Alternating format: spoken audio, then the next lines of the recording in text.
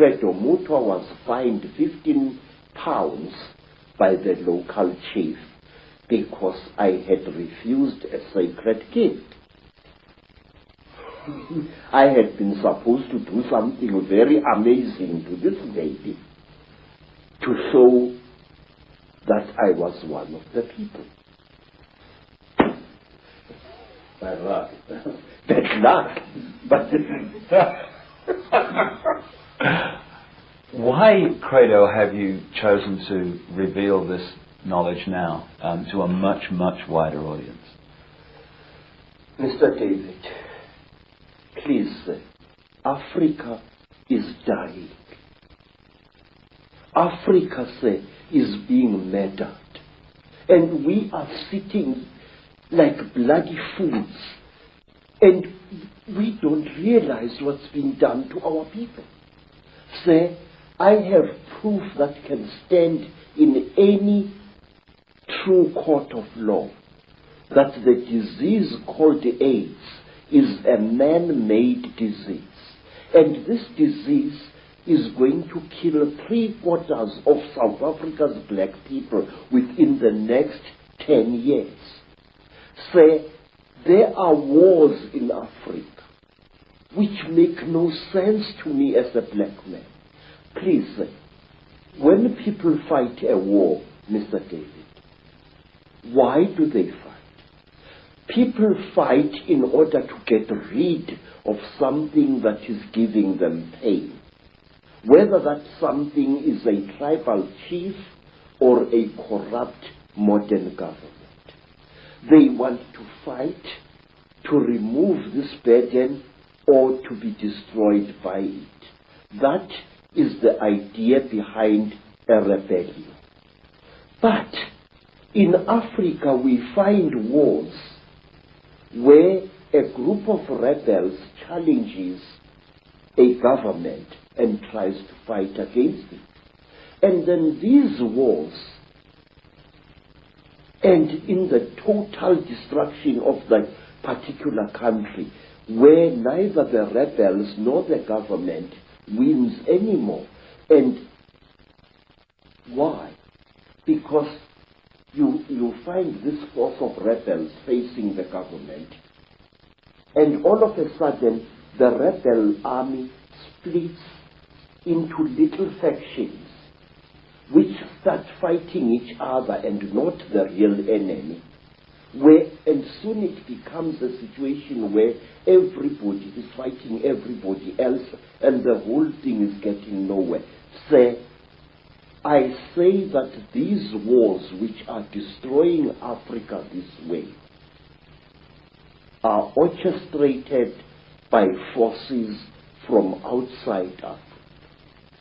Our people need development. Our people need peace in Africa. We are basically a peaceful people.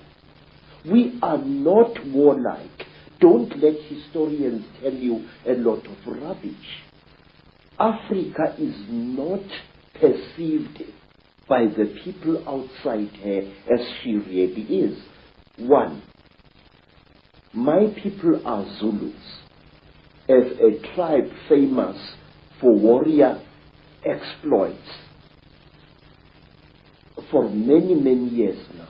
But wait, do you know, sir, that Zulu people actually hated war and didn't love it as historians would have you believe? We Zulu people call war impi, I-M-P-I, and we call evil imbi or ububi. Now the word imbi and the word imbi come from exactly the same root, which means that which is evil. We call copper itusi, which means the helper, the frightener away of evil spirits. But we call iron insimbi, which means the evil metal, the metal of war. Now, when a Zulu went to battle, he spiritually prepared himself for fighting.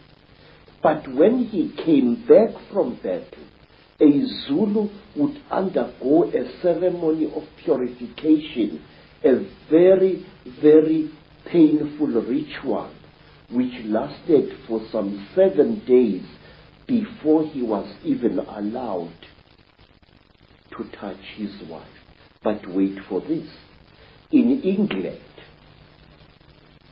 we have got the Lady Sarah Churchill, Duchess of Marlborough, writing in her diary that her husband, Sir John Churchill, the Duke of Marlborough, after the terrible battle of Blenheim, had made love to her 3 times while still wearing his top boots. Wait, sir. Listen to that.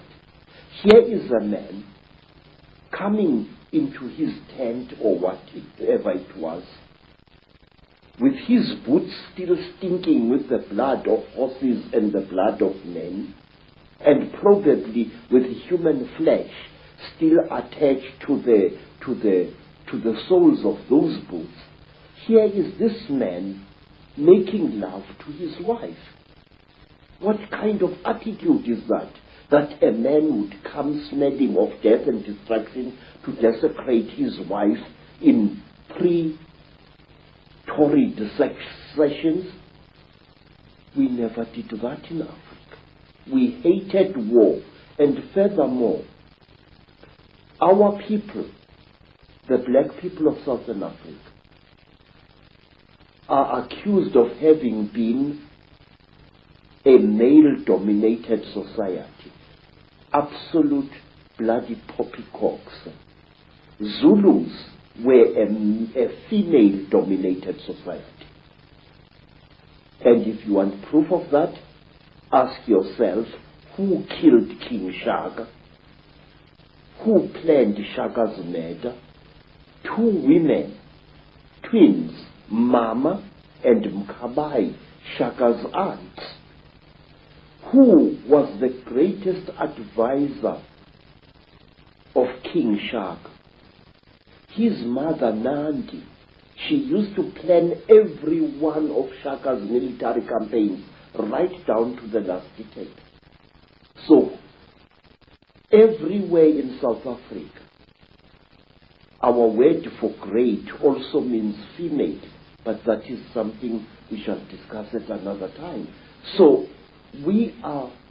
Africa is being murdered.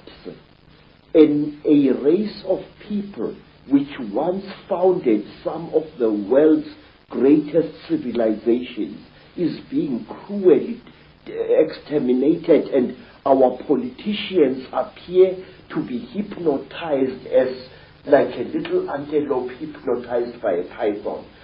Don't our leaders know what is going on in Africa? I'm going to talk, sir.